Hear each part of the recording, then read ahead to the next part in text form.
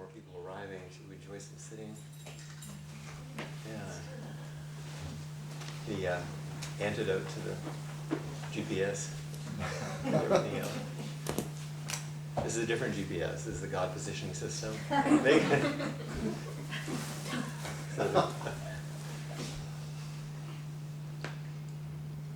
You can sit so she can find you.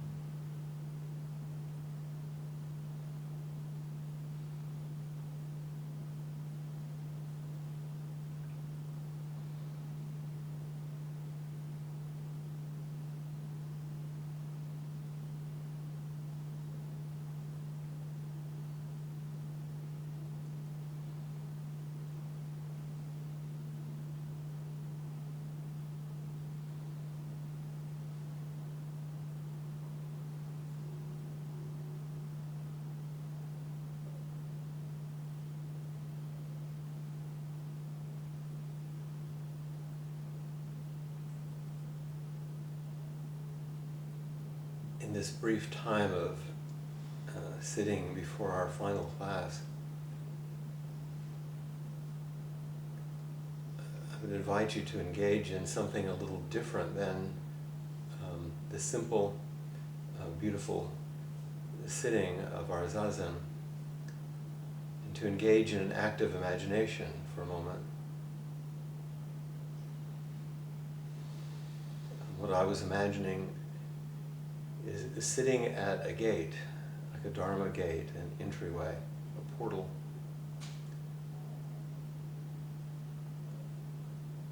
And an artificially, I realize, image, but an artificial image between the dark and the light, between the conscious and the unconscious. a gateway between what is ordinarily seen and that which may be behind you in the rearview mirror, as it were. However you imagine it, without a valence of good, bad, no good and evil, no judgment, just simply that which is seen more clearly in the light or in consciousness, and that which is seen less clearly, or maybe turned away from even. And you sit at the gateway, you sit at the threshold, able to look both ways, able to reach out into both spaces, and maybe with a heart and a mind open to the whole, with no demand, only invitation, but full of presence.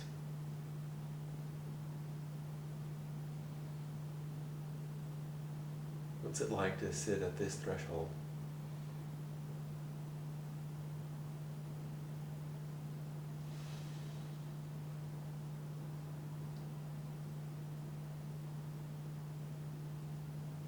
There might even be an arrival on either side, or a movement between, visitors that come sit with you.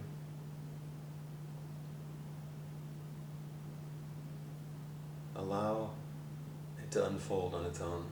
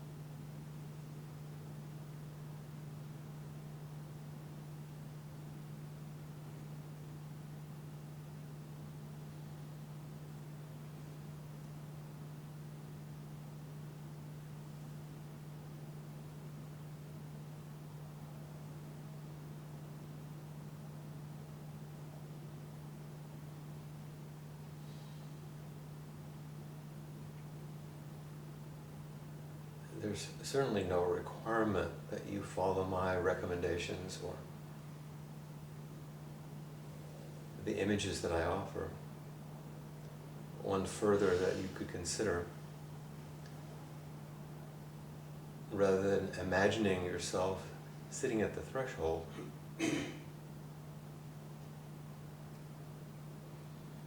that you realize a vast and gentle, unbound awareness which incorporates everything.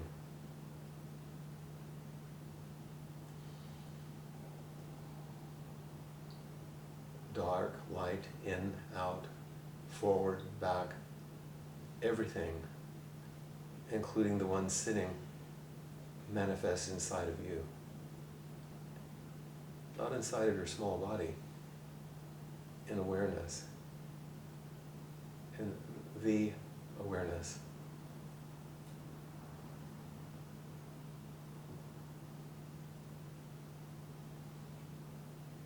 There is no other, no sides.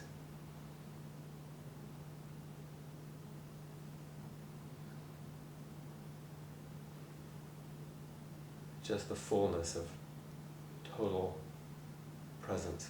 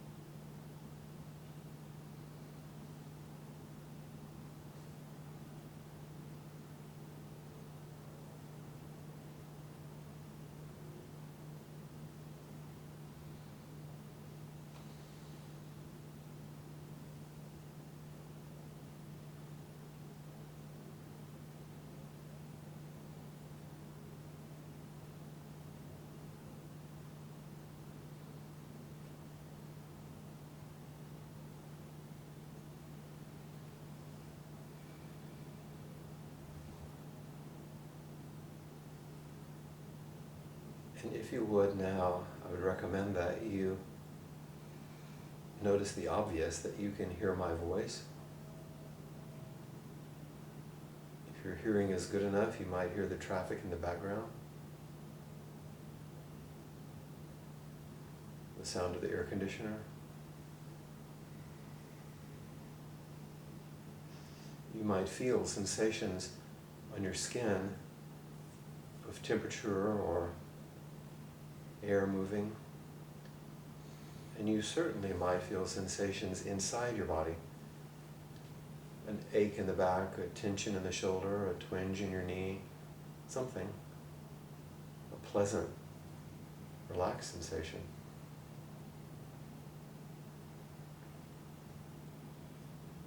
Other sensory information, if your eyes are just gently open, you might just take in, without looking really at anything, just visual information.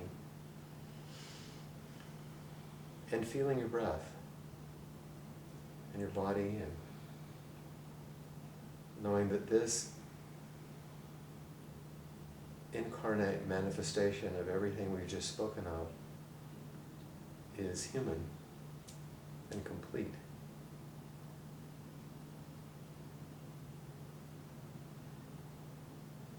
And that there are others of these close by.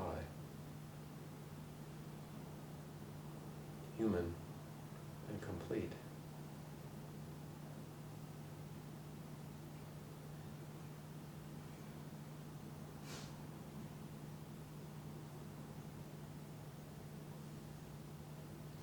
And taking care of this body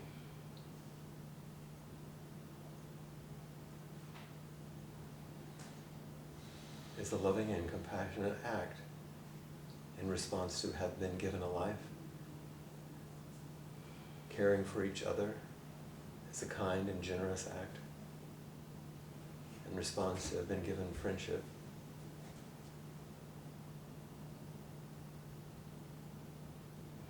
And that each of these ordinary human bodies contains everything we've been imagining and expresses everything that we've been imagining.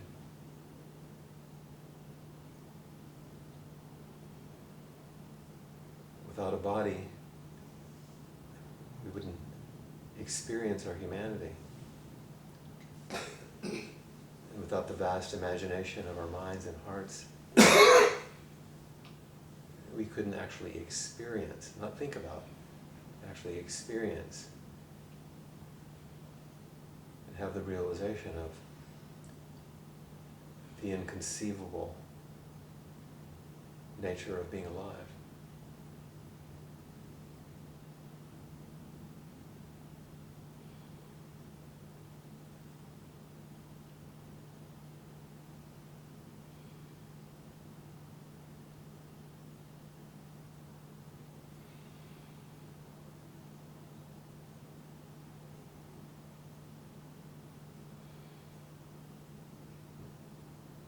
Simply breathing.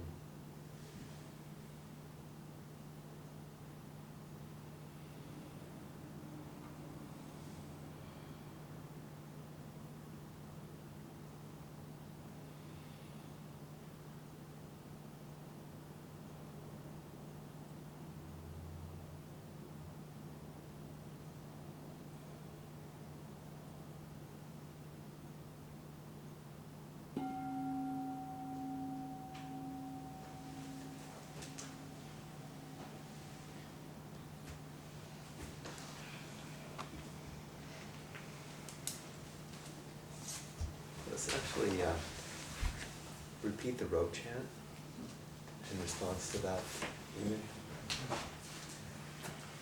Vast is the robe of liberation, a formless field of benefaction.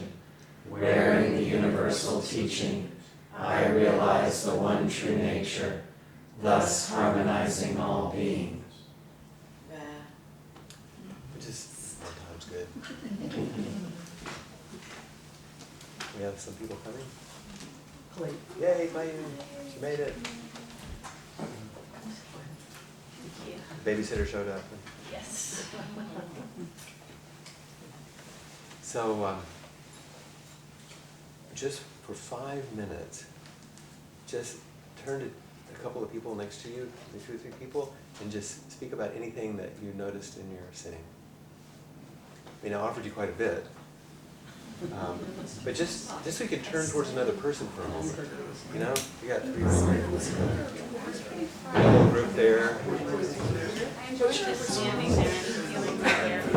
Chime in with these gals or those. They'll include you. I felt that as well.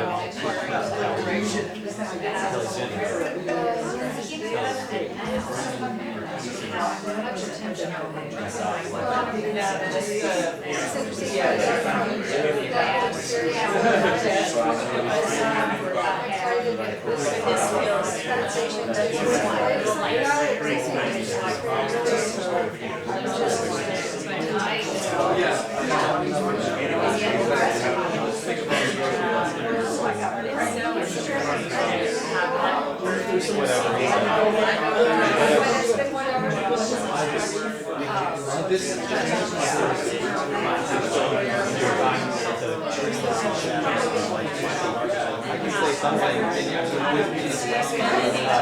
I really like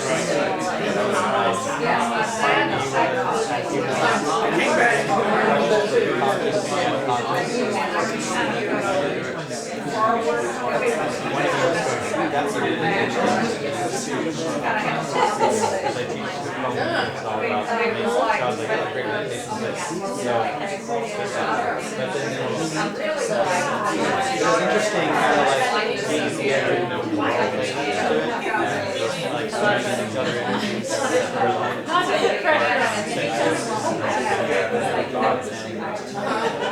in direction. That's awesome. They're like kind of like the 10 to the left or 10 to the right. Like a pair of 60 years and then he said,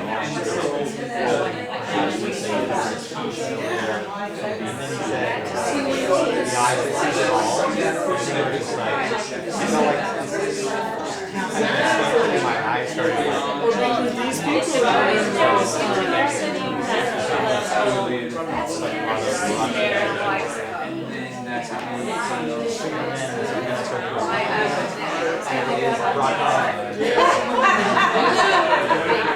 much the rest of the night, I kind of lost a lot of the rest of it.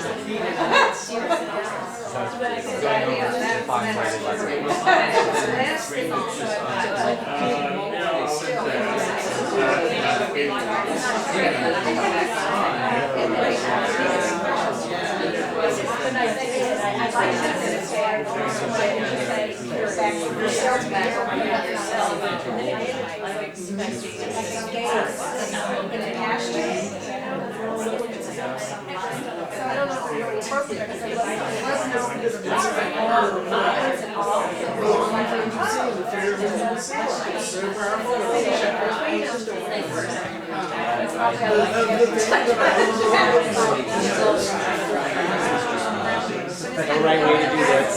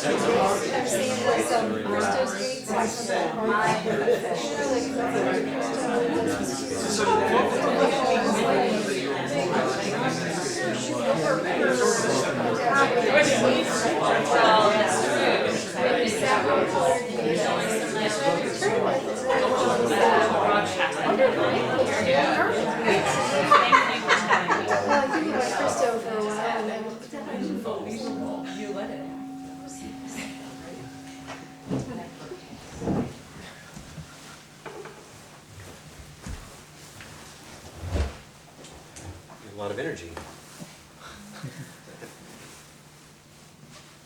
Anything curious or interesting that you wanted to report to me so I would know? I'm nosy now. I was commenting on how much willingness I had to just check out and not be here. You know. A complete and utter willingness. Yeah,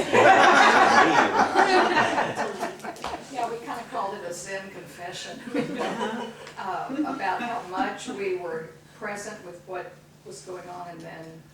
Well, I gave the permission that you Right, didn't follow right, what I was saying. Right.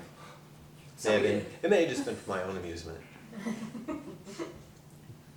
I noticed it was interesting as you were speaking. I was actually moving in the direction you were starting to speak before you said the words, meaning the. I was following you? Yeah. It felt like that. It kind of felt like that. You know, as you were talking about the gate and, you know, you're in, you're out, and all of that visualization was happening before you actually said the words. So I thought that was pretty cool. The moment, Go ahead, go ahead. the moment where it was like, here's the unconscious and here's the conscious, and then when you said, I don't know how you said it, but basically the eye that kind of can see it all, it was really kind of an intense flood of energy, and then my eyes felt like they were like spasming, like, that was a really powerful. Yeah, boom. It felt that way to me. That arrived, and so I spoke it.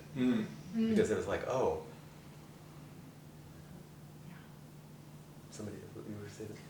Well, mine was interesting. I had stepped from the middle into the darkness, and there have been 2 of my core wounded child parts that I've been working with throughout this past few months. And all of a sudden I took them with me and I held their hands and we walked into the light together. But then we were in the light, but it was okay to still have the darkness around us too. We sat with that energy. It was like, it's okay. This is all okay. That's a really interesting one. Yeah. Yeah, you didn't have to leave darkness behind. No. Excellent, yeah. Were you going to say that more? Oh, I thought you were going to. Anybody else, any comments that were curious? I thought of God, Janus, you know, the two-faced God, at the threshold. I could see his face, I guess. Yeah, both ways at once. Yeah. Yeah. And it's interesting the shirt you have on. Yeah, thanks. The Picasso. Cubist. Beautiful. Well, you know, these things partly have a teaching quality, but partly I'm narrating what I'm experiencing and then saying, oh, if you'd like to come along, this is something we can do. If you don't, that's fine. But just to feel that ordinary duality, but to sit between and connect, and then to open to the fullness, and there's so much power in that, and to realize that only happens if you have a body. Not to leave the body, like not to leave the dark. And it all goes together. So that's sort of our theme of integration tonight, from really 2 whole, I have to say semesters, because I've been around school too long. The fall and the spring. This has been quite a bit, you know. And so I'm interested in the final things that you'd like to speak about, ask questions about. There are a couple of things that we can say just as further prompts. I'm of course always indebted to Mary Oliver. And we began with just one piece. This 4th sign of the zodiac is actually a much longer poem. This is piece 3. And even just the first 2 lines, or a strong statement. I know you never intended to be in this world, but you're in it all the same. So why not get started immediately? I mean, belonging to it. There's so much to admire, to weep over, and to write music or poems about, or plays. Bless the feet that take you to and fro. Bless the eyes and the listening ears. Bless the tongue and the marvel of taste. Bless touching. You could live 100 years. It happened. It's happened. Or not. I'm speaking from the fortunate platform of many years, none of which I think I ever wasted. Do you need a prod? Do you need a little darkness to get you going? Let me be urgent as a knife then, and remind you of Keats, so single of purpose, and thinking for a while he had a lifetime. And then curiously after this, in the Tarrant piece on page 4,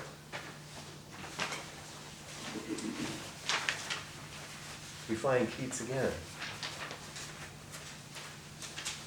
The light inside the dark in the middle of the page there. Somebody want to read that piece?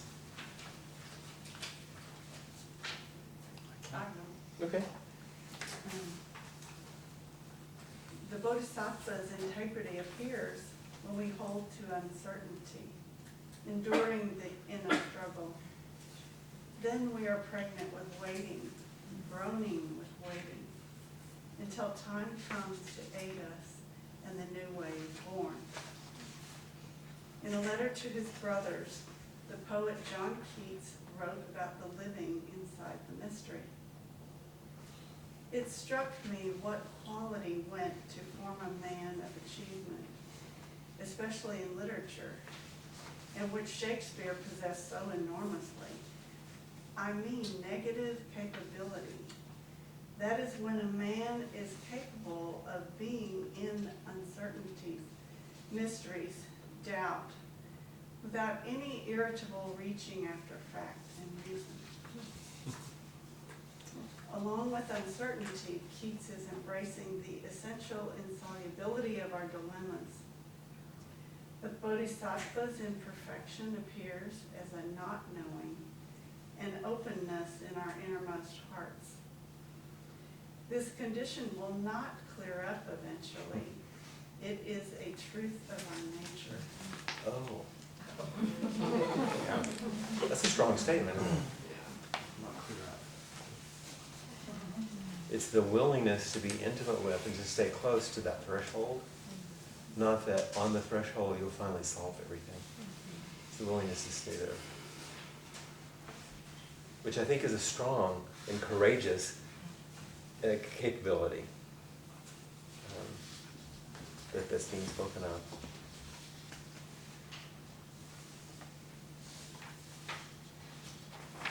Let's also go back to the second page under Tim Burkett's book, Nothing Holy About It. It's referencing this essential koan, which is the first koan in the Blue Cliff record. It's a classic koan. It's the beginning of most koan collections, where the Emperor asked Bodhidharma, what's the significance of all that I've done? He built temples and did all this stuff, and he says, okay, what merit do I get? And Bodhidharma says, none. And he's like, well, then what's your teaching? Because the teaching he was used to was, you do these things to gain merit, And he says, vast emptiness, nothing holy. There's other parts of the story. Because at that, Bodhidharma leaves, and later on, Emperor's attendant says, you know who that was? Who was that masked man? That was the Bodhisattva compassion. And he said, well, go after him. And he said, no, you'll never find him again. He's gone. But someone read these two little paragraphs that follow. Look at that. Okay? Nothing holy about it says, don't go searching for Buddha nature anywhere else. The truth right before your eyes is all that exists. If your practice is about being holy, you're missing out on life. Don't try to be a good Buddhist. Just be who you already are. Let go of your ideas about lacking something. How could we possibly be more than what we are already? There isn't any more. By contrast, the concept of holiness is a convention to help us feel secure in an insecure world. But security is a delusion. Buddha said that one moment of clarity is better than 100 years of delusion. If we want to experience clarity, we have to accept the truth of insecurity. We live in a world that is ever changing. Amen on that. Now we get the challenge of insecurity big time.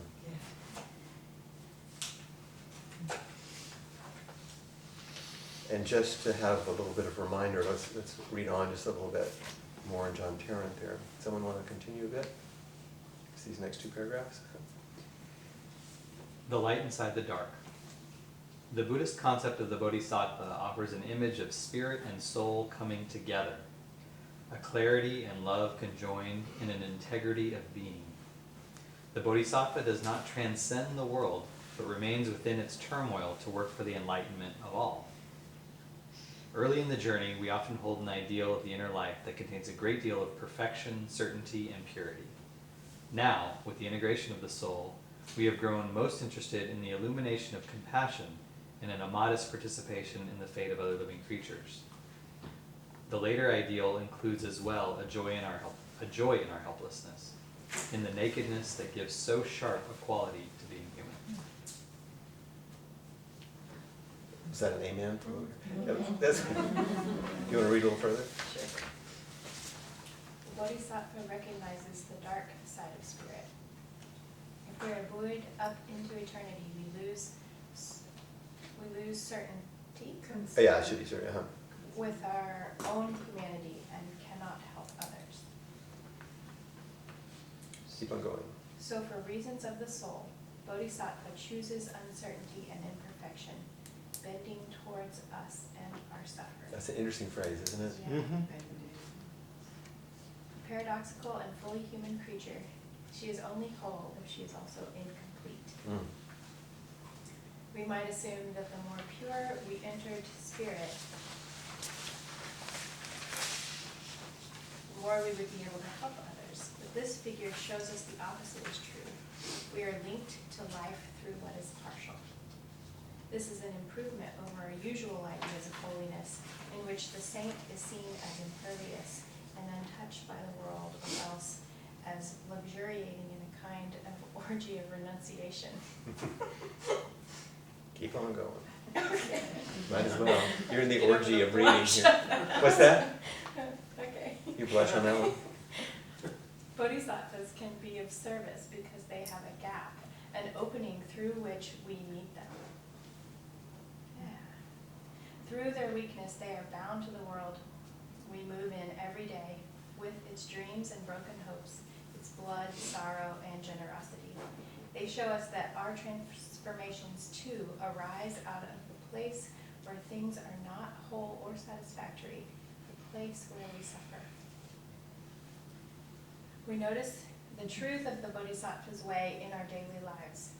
When we suffer, we can grow sweeter. When we are in pain, it is amazing how much tenderness we are capable of and how much joy we can take in the happiness of others. Even in our anguish, it is one of the engines that preserves the world and makes possible our human joy. Only angels and monsters are always strong and transparent of conscience.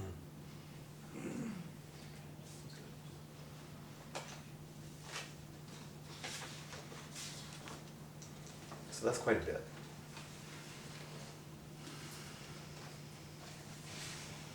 So what I was attempting to do, and there's more you can read, and maybe you've already read everything in here, but I thought that was a way just to kind of bring us together.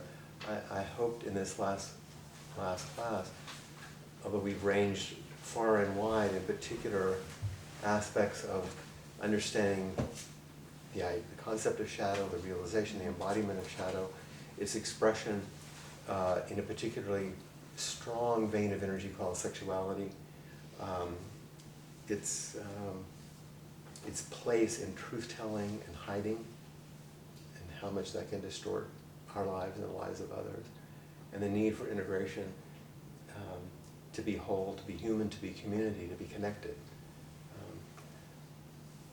I thought tonight's the way to sort of bring some of these things together, and to speak about the ideal in our practice path is the Bodhisattva ideal, and that isn't a purified, saintly, and yet And yet, there is the aspiration of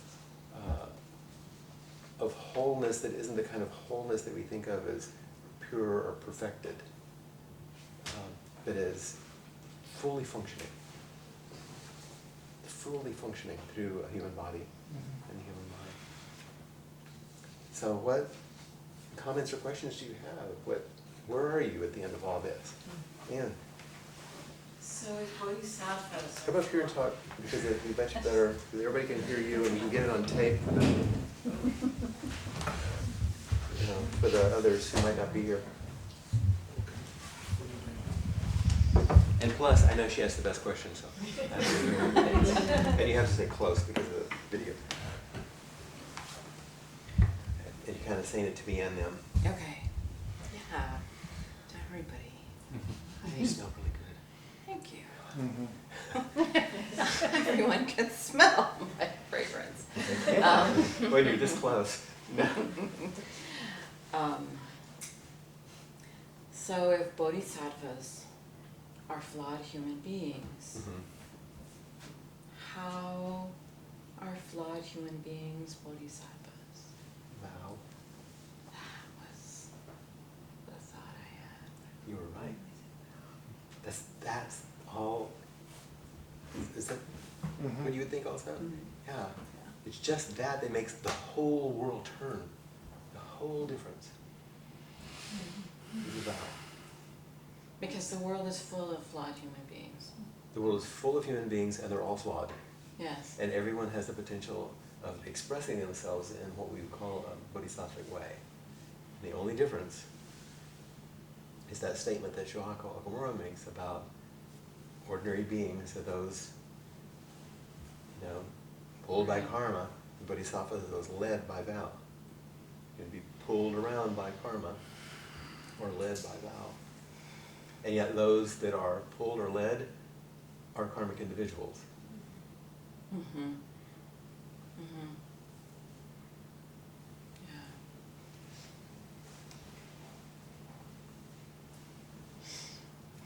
Thank you. It's an excellent question. And it's like the turning point question, I got my excellent question to ask first. Plus you match the flowers really well.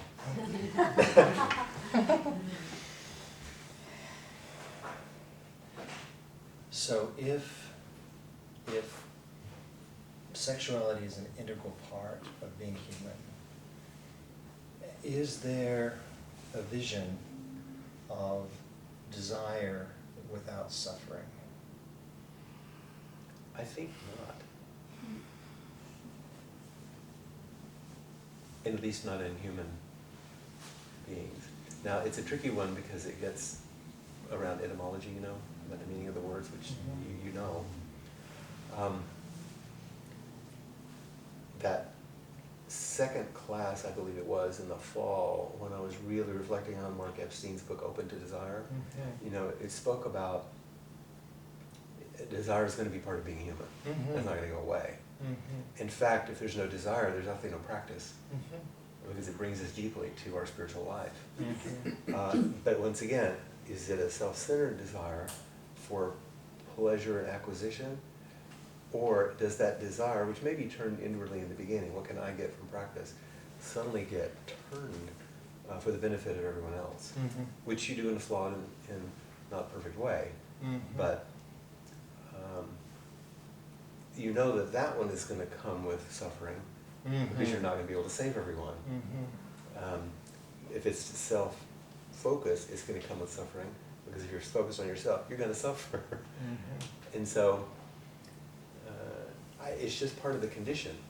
And I think that's why he's saying this is not something that you get over. This is something we learn to move with and dance with and realize it's the basis of the First Noble Truth. And dukkha. And it seems, though, that, so in Epstein's view of things, that part of the stuckness is that the thing you think you want you can never have, because you can't be with someone the way you imagine, that there's a surface that can't be passed. But it also seems like what you said in the last few classes is that when we through practice and acceptance take back the parts of ourselves that we're usually sticking on other people, either projected or put in shadow, then that must change the experience of, if not the kind of nature of desire. You know, that's, I guess, because you're not looking for completion out there. What you're looking for is connection, union, sharing, literal intercourse in the broadest sense of that word, whether that's genital or not, that links us in this flow of life.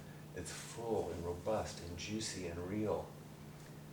Whether we're in an ecstatic embrace or I'm holding you as you die, you know, and you've been there, literally, with someone you loved.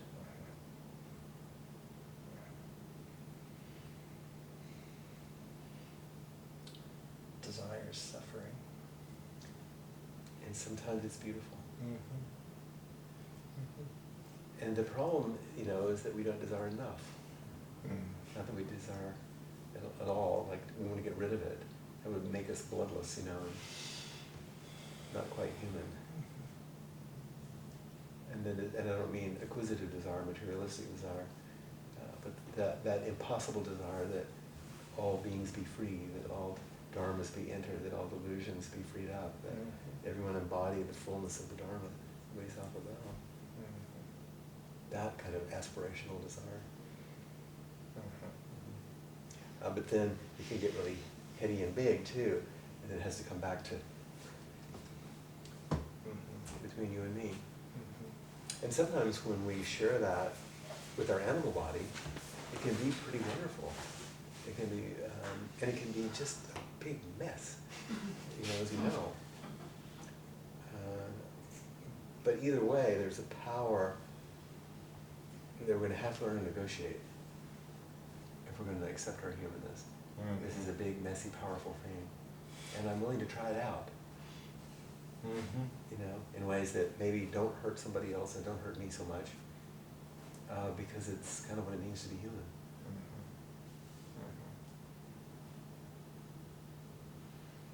Any of that made any sense? It does. It does make sense. Thank you for asking that. Sure, thank you.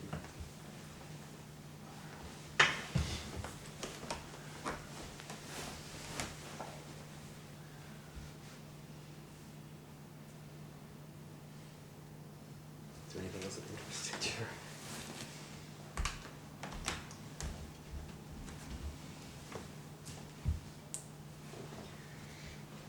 I know you gave a talk somewhere about bodhisattvas have boundaries somewhere in there, and I think that's my question is like, just those words, bending towards suffering, and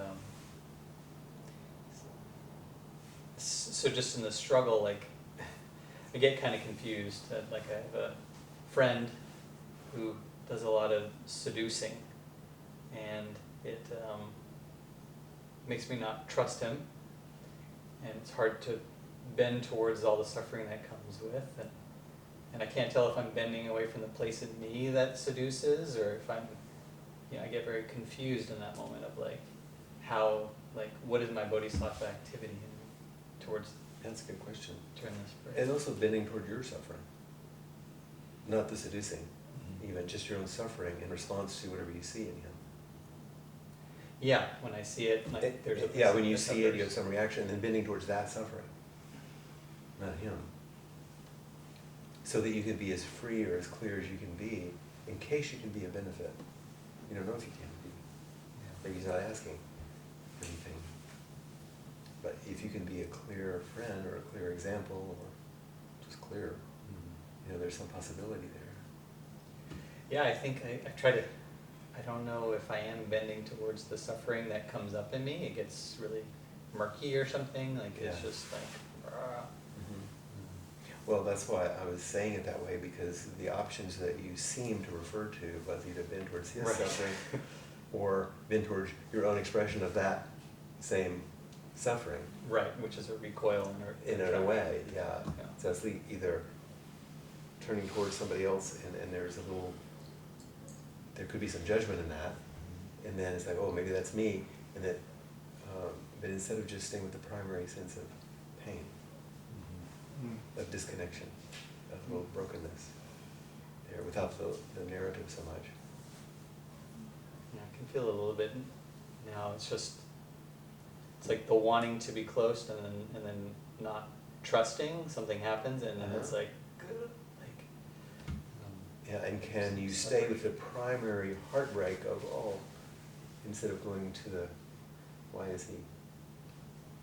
yeah, Just the break before everything else. yeah, I felt that a little bit right there.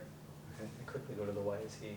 Yeah, and if you stay just a little bit more with the first thing, the first heartbreak, the first break in someone you care about, disappointing you or whatever, there is a possibility there of repair or connection or something. Or just honesty. Just honesty, yeah, which is a possibility, but otherwise not so much, you know. Yeah. And we really quickly kind of lose that capacity, so that's why we stay and stay and stay with that tender first just this. Okay. Thanks. It's, you know, in practice discussion, which I know you've done some, this kind of inquiry, you know, there's that just being with no idea of how it's going to go, and really no judgment about what's happening, just an intense willingness and curiosity to not break the connection and see what might happen. Amen.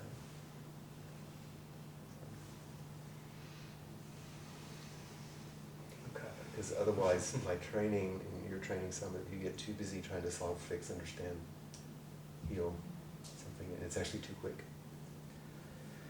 Yeah, it's too quick. And I think even just the way I kind of conceive of the bodhisattva is like some unflinching, always turning back to that, you know, instead of that turning to that pain that I can feel right now until that's been attended to. Yeah, bodhisattvas are omnidirectional. There's a lot of freedom to turn wherever, and knowing I'm not going to be able to fix everything. But even though I'm not, and that would be disappointing, I won't quit. And I'm not going to put myself in a place where I'll be destroyed because I can't help people. So I have to have boundaries. And so sometimes boundaries is in the service of sort of unrelenting service. It's a weird, Right. because we're human. Right. I'm certainly of no service if I'm skipping that step. Yeah. That's good. I have another one, but I'll save it. Why? Because I think I need to digest this Oh, part. okay. Yeah.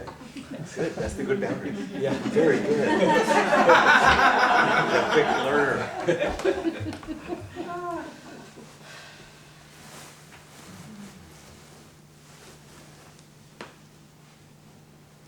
See how much better the teachings are if somebody talks than if I just talk.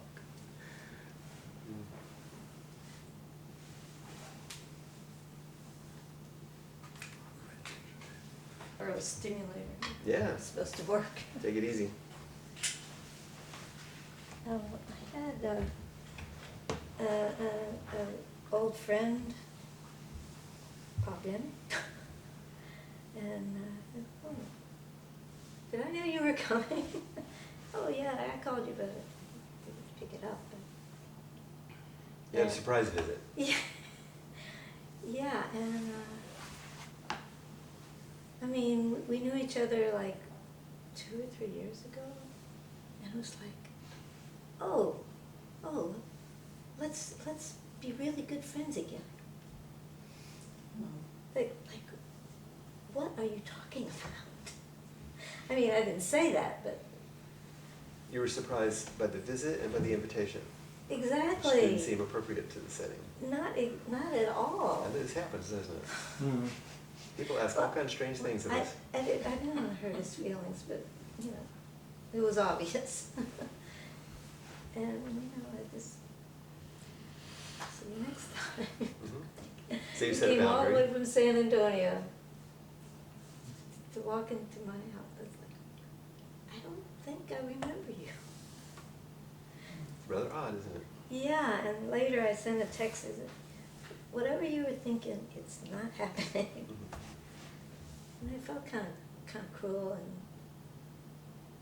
just like, I don't care about you. I mean, I don't care for you, not like that. I don't have a relationship with you. There's sometimes it's very strange where we find out that we're, the way I say it is, I feel like I'm breaking up from a relationship I didn't know I was in. Well, It's a very strange thing. Did you have a question or something? it Or was just wanted to say that? Yeah, I just, it was just peculiar. I don't, Yeah. things like that don't happen. It is peculiar. Yeah. But I did send a text, like, no, I don't think so. Just to be clear, you're a Betty Bodhisattva with boundaries. Yeah, I'm having to ask people for a lot of help Uh-huh. these days. Yeah. And it's not very good for my pride. Yeah, that's not what's at stake.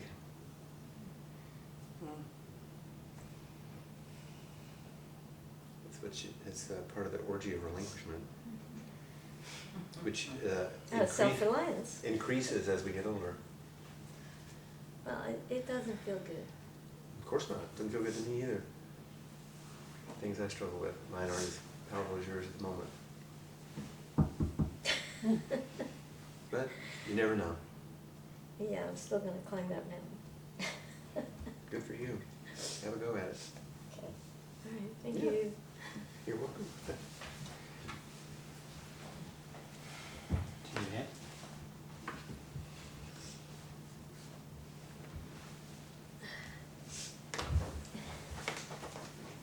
That was a good turn. Come on.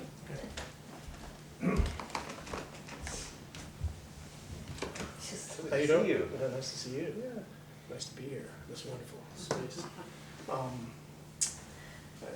You said earlier, you said not this or not that. And so how important is the anaphectic, in Christianity, there's the anaphectic and the cataphectic views. Is there I know not this, not that is a good one in Buddhism. And the negative capability that you talked about, that Keats brought up. But what about positive? What about the cataphractic? I'm not sure what you're asking exactly. Well, is there a positive affirmation that we should look at? Besides the Bodhisattva vow, Yeah, refuges, refuges, Bodhisattva vows, yeah, all that. okay. Yeah, there is a positive, life-giving path. It's not just about kenosis and emptying Right. and all that. Yeah. So, that's the, the Eightfold Paths and Bodhisattva precepts And the practices of a bodhisattva, the paramitas. right. So you have generosity, you have Mhm. patience, you have all those diligence, things. yeah. Yeah, there's a beautiful path. And then the Brahmaviharas, the four qualities of loving kindness, compassion, equanimity, sympathetic joy. So most of it actually is a positive, life-giving, affirming, opening path to fullness and wholeness. It's in response to this realization that we're all Yeah. ever-changing, interdependent. Right.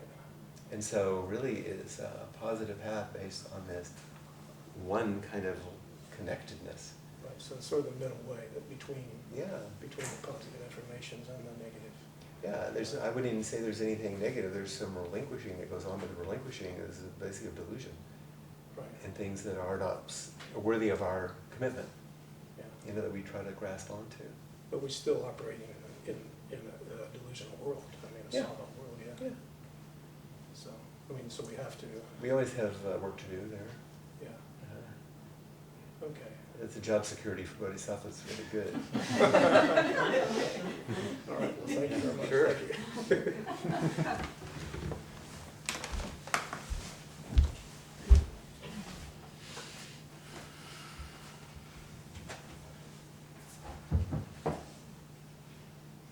But that not this, not that, that's really old, even before the Buddhist time, it was the Indian Yeah, that's the way nyeti, nyeti, the. of- the Indian way of defining Mhm. by negation. Yeah.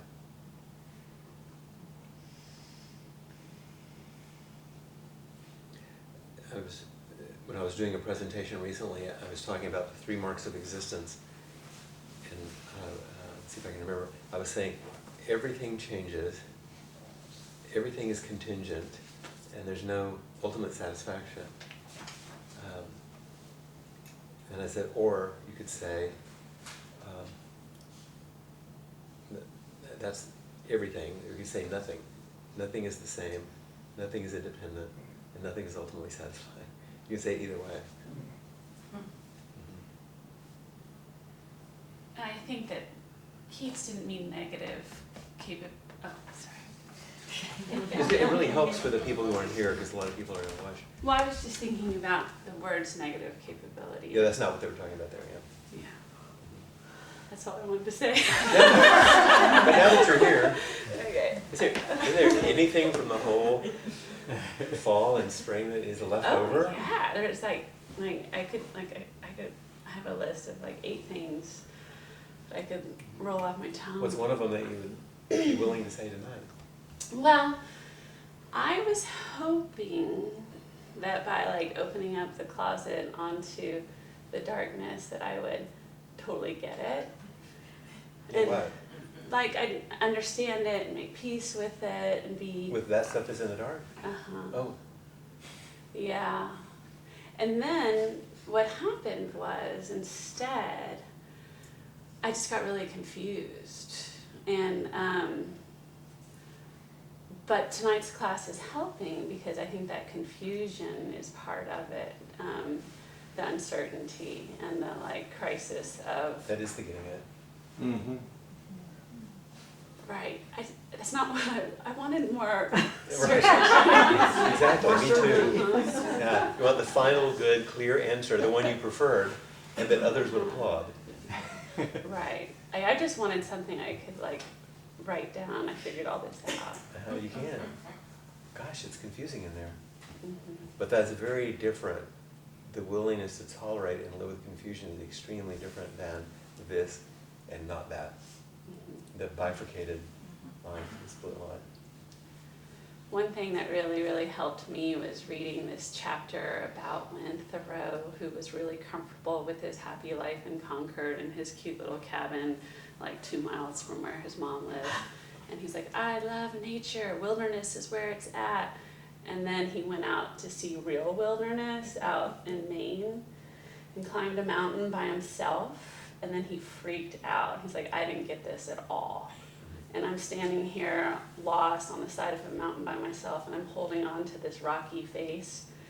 And he's like, I think I didn't really get what really wilderness was. And that's What real wildness is. yeah. And then it's kind of lonely and barbaric and harder than I had ever thought. Yeah. And it was a really nice crisis. I'm so glad he went through that, because all of his smug certainties about, I'm a natural man, were challenged. And that's was a huge relief for me to read that chapter just recently in this one book on wilderness and the American mind, because I was like, okay, this is part of it. Everyone has to go hold on to the side of the mountain for a little while. And it's actually really scary, because what you thought you knew wasn't real. Well, that's why I wrote that blog about the idea of things, the reality of things, and how different it is. Mm-hmm. A dear, dear, dear woman this week was speaking about her sister's daughter. Was one of the 3 girls killed out on 71 in an auto accident. 17-year-old. It was last week. And how she was reeling from that. And then a couple of days later, her 10-year-old dog in town was snatched by a coyote and killed, taken away. While she attends to her husband, whose cancer treatments are beginning to fail. She said, I thought I was prepared, I thought I understood grief, but I didn't. So then where does vow come in when you're when you're holding on to the mountainside and you're like, fuck, this wasn't what I would thought it was? I won't abandon myself. No matter what happens, I won't abandon myself.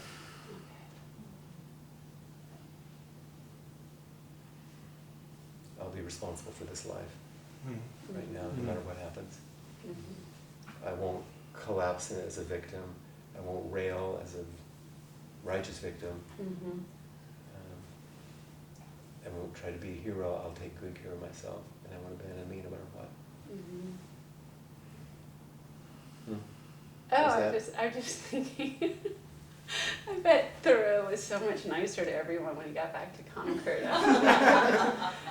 That's one of the things about deep practice. If you get your ass kicked enough, humility really works. Yeah. And we mostly need it because we're capable of such immense delusion. And that's one of the reasons that aging is such a loading process, because it just, hunts you down.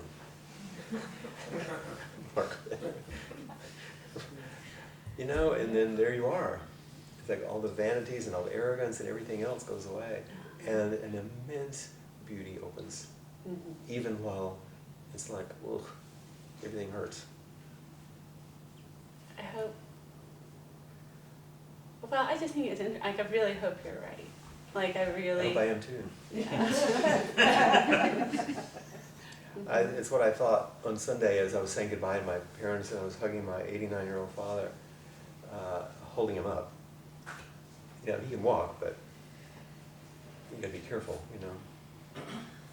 And seeing how frail this man's body is, who set records at the West Texas Relay, high hurdles, and who coached, basketball and track, and who all this, and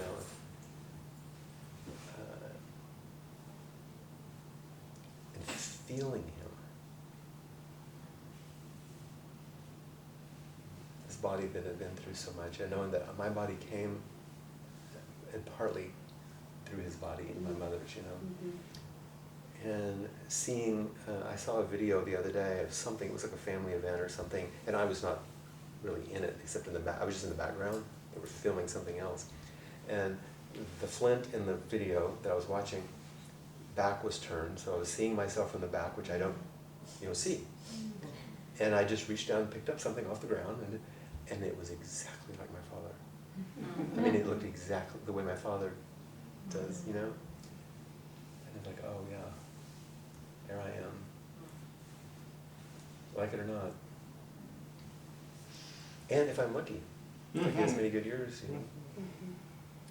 And knowing that, he's not going to live very long, even though he's okay, sort of. I mean, there's nothing, but you're an 89-year-old man. It's not going to be a lot longer. So, savoring every moment.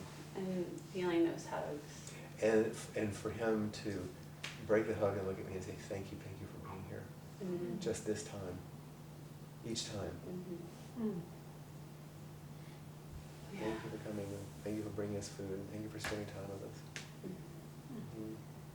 Way different than the old days. Wow. Thank you. And I usually really do, I think you're right about most things. so thank you. I don't think I'm necessarily right, but I do think at least most of the time I'm willing to keep looking. Right. And the moments I'm not, then I count on my friends and my students to turn me back. Yeah. And there's no shortness of willingness. You're game to go there. It seems to what I'm tasked to. At 25, when I started working with people who were dying in the hospital, it was a very interesting challenge to start that early. And then to work for 5 or 6 or 8 years to where I really got to where I could be in that environment just at the time all my friends started dying at my age, in the early 80s. And then going through that. And so by the time I got to 40, or a little further, you know, that'd been a good solid 15 years of basically watching everybody fall around me. But that's an interesting training program. Mm-hmm. Yeah, well. To work with older people who are dying, and then my age that are dying, and the part that I avoided because it was too difficult were the children. Yeah. In the oncology unit, Mm-hmm. and watching them go down the hall, bald, carrying their Mm-hmm. bunny rabbit with marks on their face. Mm-hmm. You know, that was too hard. Wow. You have to have boundaries. I can only offer myself what I can offer myself. Thank you, Flint. Sure. Thanks for all you offer. Sure. Thank you for, you're always so willing to come up and engage. I just needed to defend Keats. I know. Bless his heart.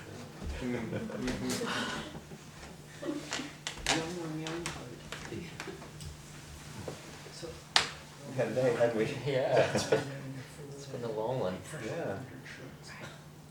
3 hits. So it felt like I wanted to just avow a little something and then ask a question, slightly different. But I think I started this class, there were 8 classes in total. There was some naive notion of, you know, finally we'll get the Buddhist perspective on, you know, and then, but I think my takeaway is obviously there is no Buddhist perspective, there's just paying attention, just really close attention to what's happening. And we could think of all the permutations in these terms, sexuality and dark energies, and we could continue playing with that, but there's no answer. There's nothing that's illegal, there's nothing that's legal, there's right, just Pay attention. paying attention. Tell the truth. Don't show up, don't be attached to the outcome. Right. But in some practical terms, I did get to thinking that all the huge scandals that have rocked the Zen communities, Mhm. they've all typically been of some sexual nature and that there's been some mishandling of this energy. And I was just wondering if there's, if it's, in a sense, the fault of the energy, that energy just overwhelms some people and then boundaries are crossed that shouldn't be crossed? Or is it some issue of transparency, that if we acknowledge that this energy does exist and if we were only open about it, then there would be no scandal, because if you tell the truth or something. Yeah, I mean, it's just odd. It's just an odd thing that these great awake people succumb to this particular energy. That's not one of... It's really almost the whole reason for the class, in a certain way, is to help us realize that maturing or wakefulness doesn't happen with every stream going together. You can have a lot of cognitive development, be very, very smart, and be very emotionally immature. Or you can have a lot of emotional intelligence and not be that bright. Doesn't matter. You can have spiritual, and even in those, you can be quite sophisticated in many ways, but be childlike sexually. And so that's one thing that's important, is to realize that not all the streams of development move together. And the whole thing about the scandals is really complicated, I think, in lots and lots of ways, but I don't think it's the fault of this bad thing called sexual energy. It's a powerful energy that we all have to pay attention to, because it can be used badly quite easily. If there's a more general fault, it's a fault of intimacy. Is that so many of the teachers, and I'm going to make a general statement, which I know it doesn't cover everything, but lacked something which would have been satisfying.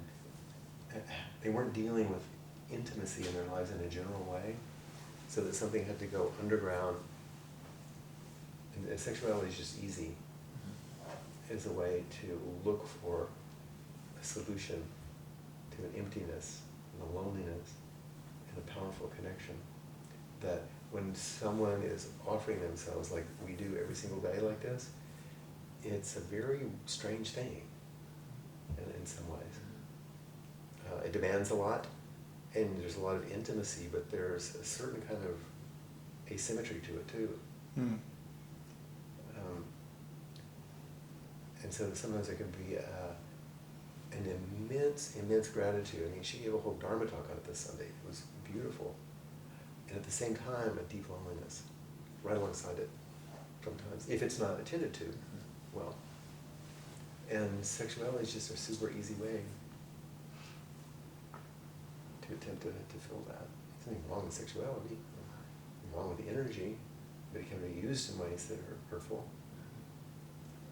Especially if you're really, really lonely and really, really empty and really don't have a lot of those kind of needs met, satisfying. So would a more skillful way of dealing with something like that would be, for example, I'm now just hypothesizing off the top of my head, but say I'm in that position and I feel this longing to just openly share it and say, as a human, I You mean have if you're this in a teaching energy. position? Right. You go to colleagues. Oh, that's the. You go to your friends. Right. And someone you can trust. So because it's gonna excite in every way I mean that, the congregation, if you speak about it generally. Some people are gonna vilify you, some people are gonna go, I'm gonna get me some, and everything in between. But what's really, really, really, really, really important is to have friends that you can talk to and say, man, this stuff is moving in me and I can tell I'm on a slippery slope and I need some help. And someone who's not going to judge you and say, oh, God, I don't know that feeling. You know, let's help. So you can not have to close down and not have to close off and not have to hurt yourself and not have to hurt others by acting it out and not hurt yourself by acting in. How can we help? So is it our country's puritanical roots that make that particular energy the one that we hide from? Because there are certain things in this culture, that are like that more than other cultures. That's true. And some of it's just our animal nature, you know. It's a big one, but our culture makes it special, and hence adolescent, in a way. The maturity of this country is sexually is about 18 at the best, 16 probably. 14. 14. I mean, really, But you have to look as at magazines, advertisement, and all that, and you get the projected cultural image of what it means. And because it works on that kind of desire and it sells well, so the culture's not very. And you know this as well as anybody, I would assume, even though you may not have spent a lot of time there. I mean, you came from Europe, but anyway, a lot of European countries, for example, have more experience in it. They kind of just laugh. Right. Like, oh, really? You people are so strange in America about this. And they're not just careless about sex. That's not the point. And we talked about this in the night, we were talking about sexuality. If it's not super repressed, you have a lot better, mature choices. It's not like it's either repression or unbridled expression. That's the American thing. Both. Yeah, both. Exactly, they go together. But that's It's schizophrenic. That's the 14-year-old. I won't masturbate. I won't masturbate. I won't masturbate. You know, and it doesn't work. But a more joyful understanding of bodies and humanity and all that makes it less, in some ways, less powerful, more wholesome, but not indiscriminate or damaging.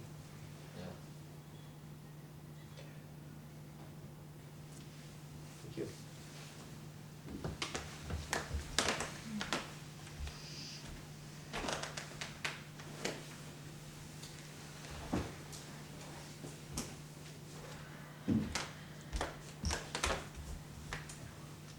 It's so helpful when you come and ask questions. It really helps everybody. This is a question in the form of a statement, because I don't know the question yet. Yeah. So it's just, it's the integration of this class And one of the huge shifts I've noticed for me is this shift to finally say I am open to being in a relationship in which not only am I going to, you know, have my unique beauty, but I am open to having somebody see all of my woundedness, all of it. And for the first time, just reveal it as it is and allow it to be loved as it is. But the thing I'm now grasping with is, am I capable of doing that in return? With the other? With the other. Like truly, truly. One way to find out. Well, I know, but I mean, that's true of any relationship. You know, you pay your money and take your chances. You know, it's a crapshoot. It is. But so how does a bodhisattva operate in that? I don't know. It's Stumbles. That's it? The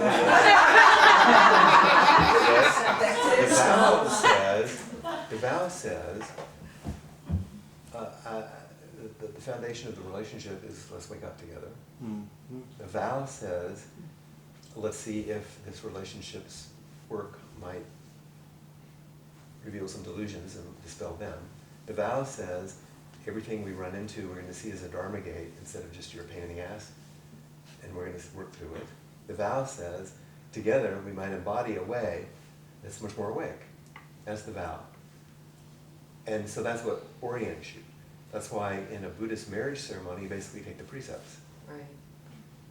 Because that's the vow that you're going to live an ethical life, and that's the structure around which you're going to live your life.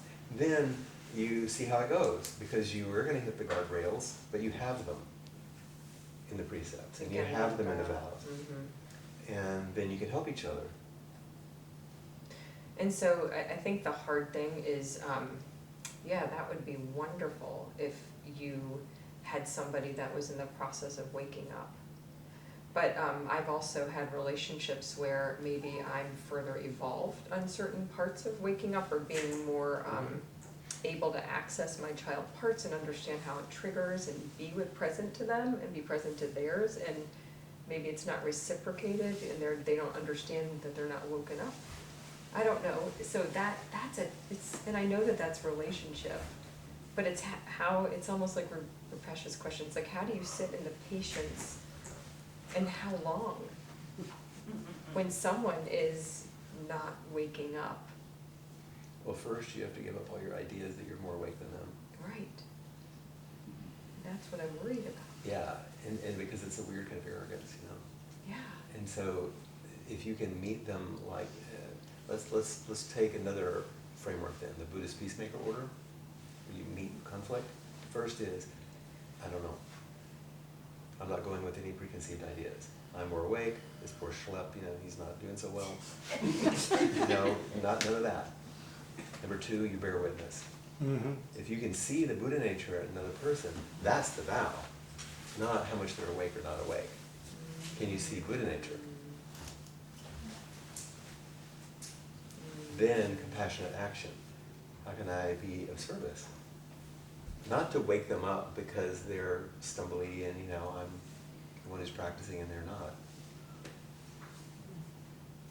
You know, it's interesting because for 36 years, Aaron has never had a regular everyday practice at all.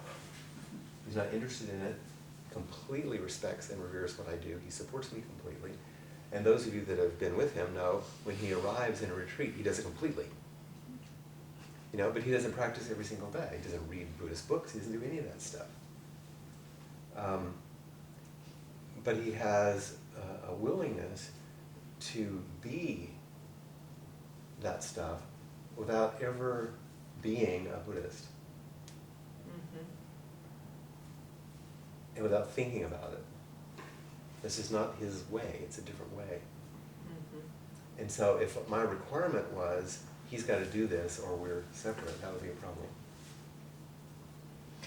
And I think that's where I'm sitting is now I'm like, oh, well, because I've done so much work and I'm so giving and loving in relationships. It's like you just want the reciprocated, but you can't you can't expect anything. Like, that's it, it's just this void of no expectation, See no what you- attainment, no see what you got. nothing. And also renounce everything you think you've done. Ugh. I've done all this work. So easy. You have to let that That's go the or it's ego gonna be a again. barrier. Yeah. It really is. Wow. It doesn't mean you let go of the benefit of the work you've done, but live that simply and with humility. Otherwise, you're gonna feel yourself suffering, and that's always gonna be in the way. And your partner's gonna feel it, and they're gonna feel condescended to. You won't feel good. And I know that's not your intention. I totally get that. No. No, what you want is a worthy opponent. Someone who can play at your level. One who can teach me as much as I can, I don't know. This is what they're gonna be Yeah. teaching you, is what you don't know. Right. Instead of you seeing what they don't know. That's what Aaron has taught me. I'm the one with the PhD. I'm the one who studied all this stuff. And he just nails me. Over and over and over. And over and over and over, he comes to me and says, thank you so much for teaching me so much. Both. So don't be fooled by appearances. What do you mean? Let yourself be snagged by a sneaky bodhisattva Right. that looks like some little boy or whatever, yeah, that you would never believe. Like, really? How did that happen? You never know. Seriously. And the ones you think are going to be it. Yeah. I've seen too many monster romances. Oh good, somebody practicing. Oh Lord. Sometimes in different traditions it works really well. Yeah. So, you know, lots of fertile, we get the partner we deserve. Okay.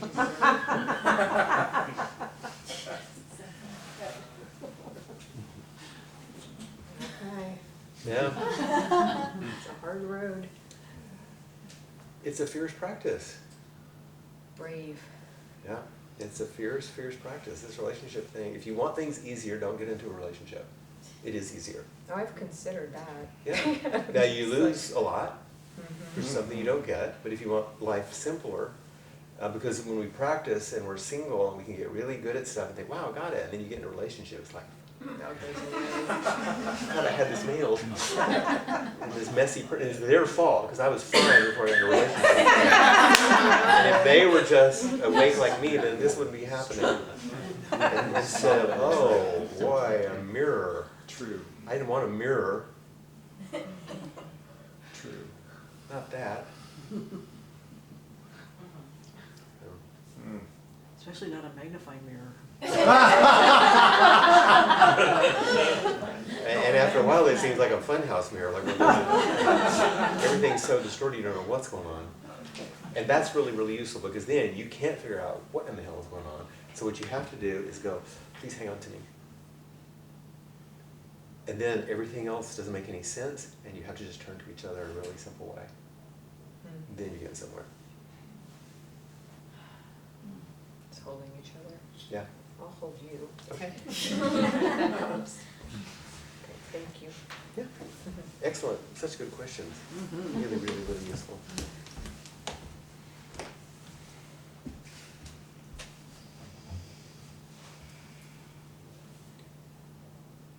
I've said this before, but I remember asking my therapist teacher, main mentor person one time, I said, why do people get married?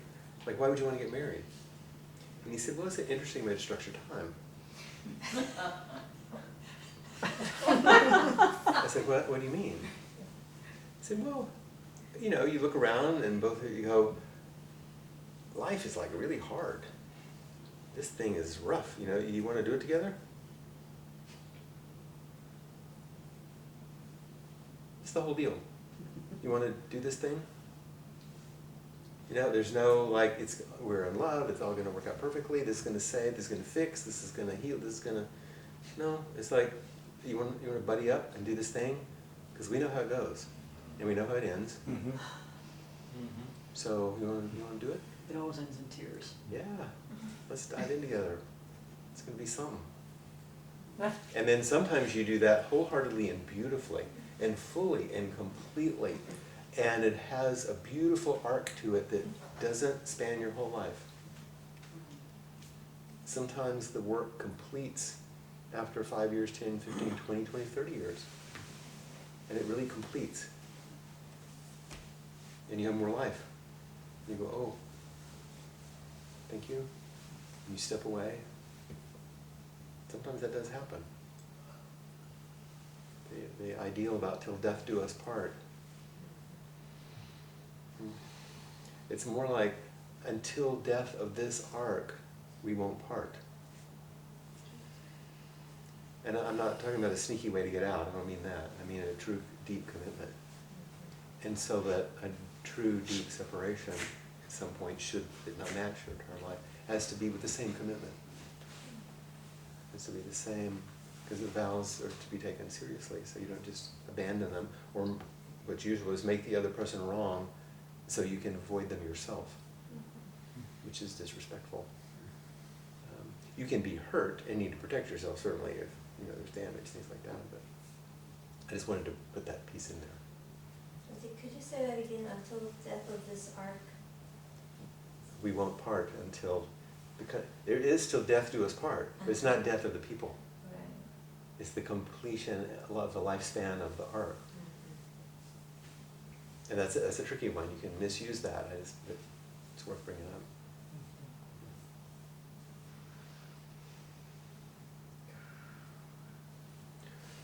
So let's finish with the Bodhisattva vow. In the way that we're saying it these days, you know this? Do we have cards out there? Yeah. We're gonna. No, I think she's gonna get the card over there. Yeah, that's the hard sutra. It has long glasses. Oh, it does? Mhm. Oh, okay. I'm sorry. It's okay. I didn't realize that. I'm behind her here. Here she is. But if anybody needs them, here, go ahead so you can see what we're going to chant. If you don't mind, one more minute. We're going to a tiny bit over here a minute. Is that going to mess up your babysitter? No, no. Oh, that's good. I want to vow the right things. Yeah, you don't want to forget those.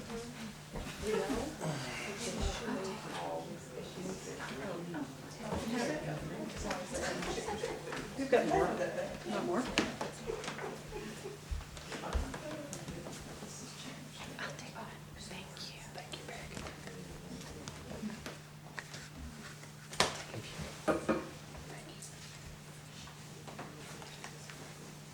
Anything else? Bodhisattva vows. Beings are numberless. I vow to free them. Delusions are inexhaustible. I vow to end them. Dharma gates are boundless. I vow to enter them. Buddha's way is unsurpassable.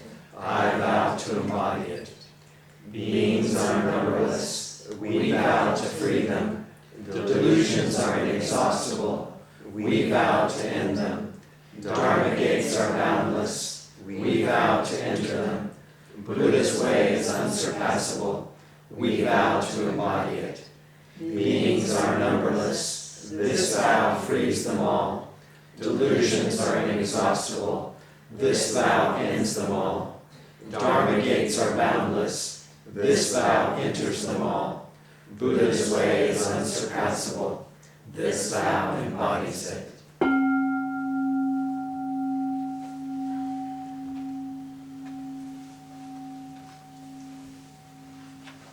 Thank you, thank you, thank you for your wholehearted participation for all this time.